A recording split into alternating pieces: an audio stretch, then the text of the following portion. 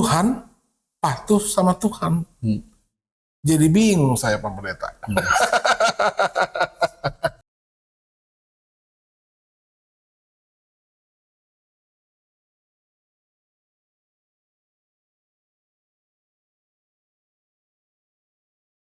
Baik, selamat malam saudara yang dikasihi Tuhan Yesus Kristus. Malam hari ini Anda bersama dengan kami di acara podcast kebenaran. Masih dalam rangka memberikan respon terhadap komentar yang disematkan di bawah video kami. Malam hari ini saya akan mencoba untuk mengupas itu lebih dalam lagi, dan Pak Kurnia nanti akan memberikan penjelasan. Pak Kurnia, malam hari ini saya akan mencoba mengangkat satu komentar yang ada di bawah video kita, Pak. Iya. Judul video kita, judulnya begini: kalau kematian Yesus sudah dinubuatkan, mengapa Yesus berdoa di Taman Getsemani? Jadi waktu itu memang kita mengupas tentang pernyataan dari Don Ditan. Lalu di bawah video ini ada satu komentar yang disematkan oleh akun yang bernama Ani Umiarti 927. Jadi ini baru 1 hari yang lalu. Pertanyaannya begini: kok Tuhan patuh sama Tuhan? Jadi bingung saya, Pak Pendeta. Mungkin memang ada banyak ayat-ayat yang menyatakan bahwa Yesus itu diutus oleh Bapa, kan gitu ya Pak. Apa yang aku lakukan bukan karena aku, tapi aku melakukan perintah Bapa, kan begitu. Jadi ini mungkin memicu banyak pertanyaan dalam benak banyak orang. Terkesan seolah-olah ada Tuhan di atas Yesus. Jadi ada Tuhan di atas Tuhan, dan Yesus itu tidak sederajat dengan Allah Bapa. Bahkan Yesus sendiri sebenarnya Tuhan yang kastanya di bawah dari Tuhan yang Allah Bapa, gitu. Maka timbullah pertanyaan dari mereka-mereka ini yang bertanya, kok ada Tuhan yang patuh sama Tuhan? Gitu. Bagaimana kira-kira kita menyingkapi pertanyaan yang semacam ini? Ya. Silakan. Ya, baik. Ya, jadi dia bingung, Tuhan kok patuh sama Tuhan. Iya. Jadi begini, kita mempercayai Alkitab satu-satunya firman Tuhan, maka dari Alkitab inilah kita dapatkan kesimpulan bahwa Allah itu kan Tritunggal. Iya. Jadi Allah Tritunggal, ada Bapa, ada Firman, ada Roh Kudus, itu dari sejak kekekalan. Dari sejak kekekalan. Dari sejak kekekalan. Dan itu bukan diciptakan oleh pemahaman kita, tidak? Tidak. Maka di dalam Perjanjian Lama kan pada mulanya Allah itu kan Elohim. Nah, Elohim ini adalah kata yang jamak, begitu. Oh, Allah dalam pemahaman kata Allah yang jamak bentuknya. Jamak, gitu. Jadi sebenarnya Allah Tritunggal menjadi jelas di dalam perjanjian baru. Jadi Tritunggal itu kan ada Bapa, Firman, dan Roh Kudus. Ini ketiganya adalah satu atau esa. Yeah. Nah, jadi itu adalah kesimpulan daripada Alkitab. Nah, Yesus ini adalah pribadi Allah yang firman. Jadi dia yang firman ini yang menjadi manusia. Kalau kita coba dibaca di Yohanes pasal 1 ayat 1. Pada mulanya adalah firman. Ya. Firman itu bersama-sama dengan Allah, dan firman itu adalah Allah. Ya, jadi pada mulanya adalah firman. Firman itu bersama dengan Allah. Iya. Jadi ada firman dan ada Allah di situ kan? Iya, iya. Dan kemudian dikasih keterangan firman itu adalah Allah. Jadi sebenarnya firman adalah Allah. Jadi Allah bersama-sama dengan Allah. Iya. Begitu. Iya. Jadi ini adalah disebutkan pribadi firman dan juga adalah pribadi Bapa. Iya, iya. Dan mereka bersama-sama pada mulanya.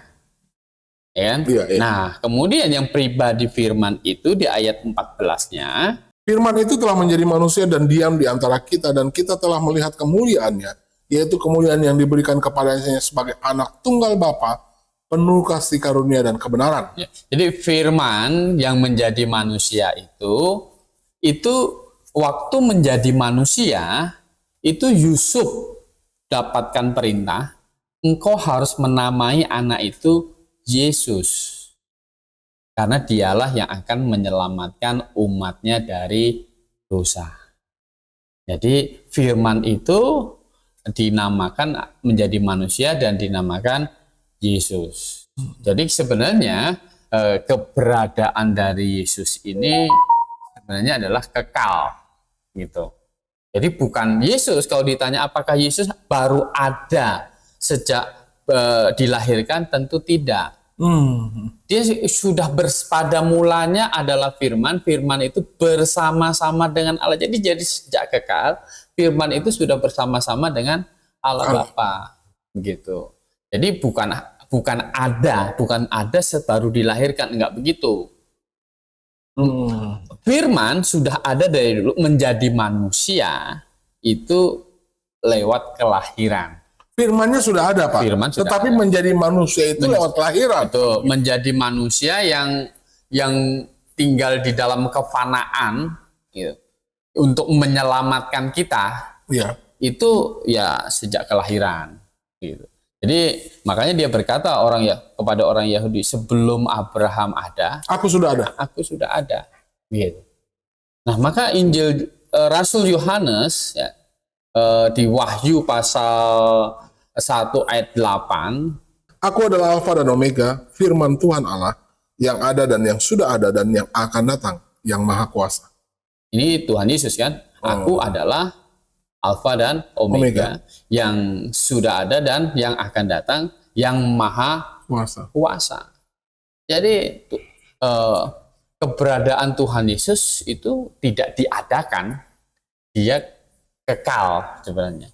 Nah, kemudian kenapa dia ini kok menyebut Bapa itu juga Tuhan, kan gitu. Nah, kok kayak Tuhan kok patuh lagi sama Tuhan, gitu. Jadi begini, ketika menjadi manusia, firman menjadi manusia, ini adalah kegenapan dari nubuatan Mesias yang dijanjikan. Nah, Mesias yang dijanjikan ini adalah juru selamat yang akan menyelamatkan semua manusia. Mengapa demikian? Karena kalau manusia ini kalau tidak ada yang menyelamatkan, itu tidak bisa menyelamatkan diri sendiri. Karena kesalehan kita, kalau di dalam Yesaya itu, kesalehan kita itu seperti kain kotor jika dibandingkan dengan Allah, di hadapan Allah, kan begitu. Jadi manusia tidak bisa. Kita ini sudah, semua orang ini nggak ada yang kudus tanpa dosa, itu tidak ada. Semua orang sudah berdosa. Jadi pasti dia harus dijatuhin penghukuman, dan juru selamat itu Yesus Kristus itu menanggung, sebenarnya di atas kayu salib itu menanggung hukuman atas dosa manusia.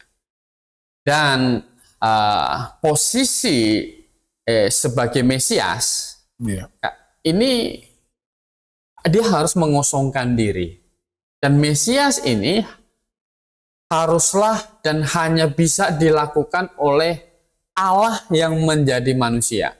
Maka di dalam Yohanes pasal 1 tadi, pada mulanya adalah firman, firman itu bersama dengan Allah, firman itu adalah Allah. Ayat 14-nya, firman itu menjadi manusia. Nah, Mesias itu hanya bisa dilakukan oleh Allah yang menjadi manusia. Manusia biasa tidak bisa. Gitu. Nabi biasa tidak bisa. Karena pasti nabi itu berdosa, dan nabi tidak bisa menyandang jabatan yang lain, nggak bisa menanggung jabatan tiga-tiganya kan. Kalau Mesias itu adalah seseorang yang menjabat 3 jabatan sekaligus, raja, imam, dan nabi. Dan Yesus Kristus, kenapa di dalam waktu hidup di dalam dunia, tinggal di dalam daging ini, dia menunjukkan kepatuhan kepada Allah Bapa, karena dia perannya sebagai manusia, sebagai Mesias ini. Sebagai Mesias. Ya. sebagai Mesias, berarti dia berperan sebagai utusan dari Allah Bapa. Oh, maka itulah dia disebut utusan. Utusan. Nah, karena Mesias ini kan imam, raja, dan nabi. Dan Yesus Kristus itu adalah menjabat 3 jabatan ini. Raja, dia keturunan Daud. Imam, lewat jalur Melkisedek. Nah, yang nabi ini, maka dia menempatkan diri sebagai yang diutus tadi. Gitu. Dan hanya Allah yang bisa menyandang jabatan ini. Tidak ada manusia biasa yang bisa menyandang jabatan ini. Coba kalau kita membaca Matius pasal 3, ini Ayat? keterangan dari Yohanes Pembaptis ini. Ayat 1 sampai 3 dulu. Pada waktu itu tampillah Yohanes Pembaptis di padang gurun Yudea dan memberitakan, bertobatlah sebab kerajaan surga sudah dekat. Sesungguhnya dialah yang dimaksud Nabi Yesaya ketika ia berkata, ada suara orang yang berseru-seru di padang gurun, persiapkanlah jalan untuk Tuhan, luruskanlah jalan baginya. Ya. Jadi Yohanes Pembaptis datang, bertobatlah, kerajaan surga sudah dekat. Nah, Yohanes Pembaptis ini siapa? Kan gitu. Nah, Yohanes Pembaptis ini adalah yang dinubuatkan di dalam kitab Yesaya. Dialah yang berseru-seru di padang gurun, luruskanlah jalan untuk siapa katanya? Luruskanlah jalan untuk Tuhan. Wah, Tuhan. Iya. Gitu. Nah, Tuhan yang disebutkan di dalam Matius ini adalah di dalam Yesaya itu Tuhan Jehovah. Oh, oke. Jadi, Yohanes Pembaptis adalah orang yang mempersiapkan jalan Bagi Jehovah. Jalan raya bagi Allah kita. Kan seperti itu. Nah, yang dimaksud oleh Yohanes Pembaptis, Jehovah yang datang ini siapa? Adalah Tuhan Yesus. Karena Yohanes Pembaptis itu meluruskan jalan baginya. Coba dibaca di ayat yang ke-11 dan 12. Aku membaptis kamu dengan air sebagai tanda pertobatan, tetapi ia yang datang kemudian daripadaku lebih berkuasa daripadaku dan aku tidak layak melepaskan kasutnya.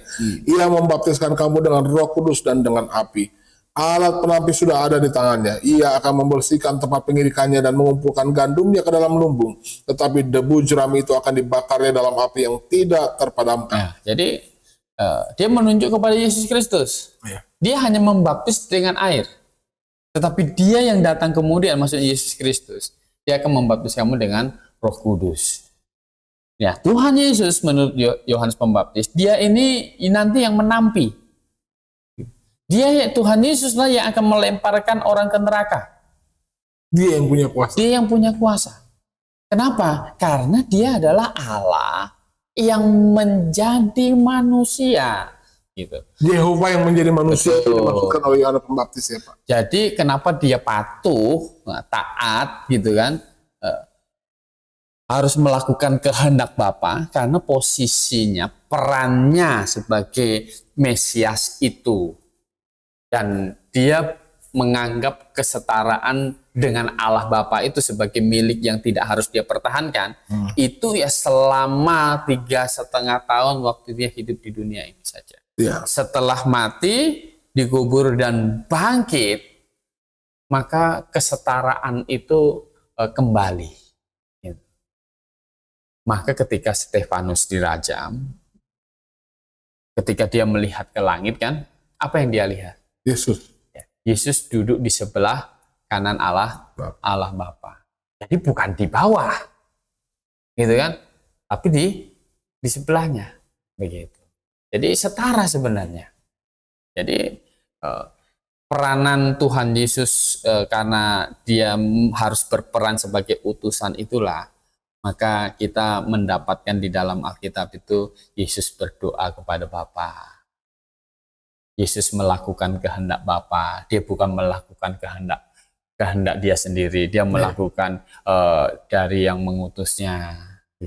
Jadi karena dia juga harus berperan sebagai nabi. Dan tentu dia bukan hanya sekedar nabi. Dia di atas nabi. Dia adalah Allah dari para nabi sebenarnya. Dia adalah Jehovah itu ya Pak. Jehovah. Salah satu. Dia adalah Jehovah yang datang. Yang perlu tadi saya ingatkan lagi, Jehovah itu dalam pemahaman itu Allah dalam bentuk jamak.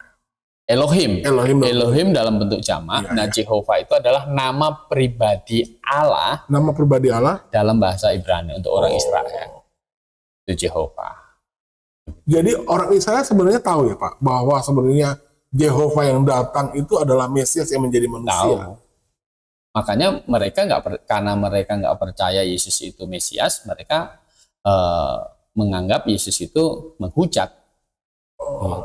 Karena berarti kalau Yesus itu berkata Yesus adalah, mereka percaya Yesus Mesias, ya ini ada Tuhan yang datang itu. Ya. Karena tidak ada yang bisa menyelamatkan mereka selain Allah sendiri yang datang. Ya. Dan Yohanes Pembaptis tahu betul. Dia itu adalah yang menggenapi suara di padang gurun, luruskanlah jalan raya untuk Tuhan.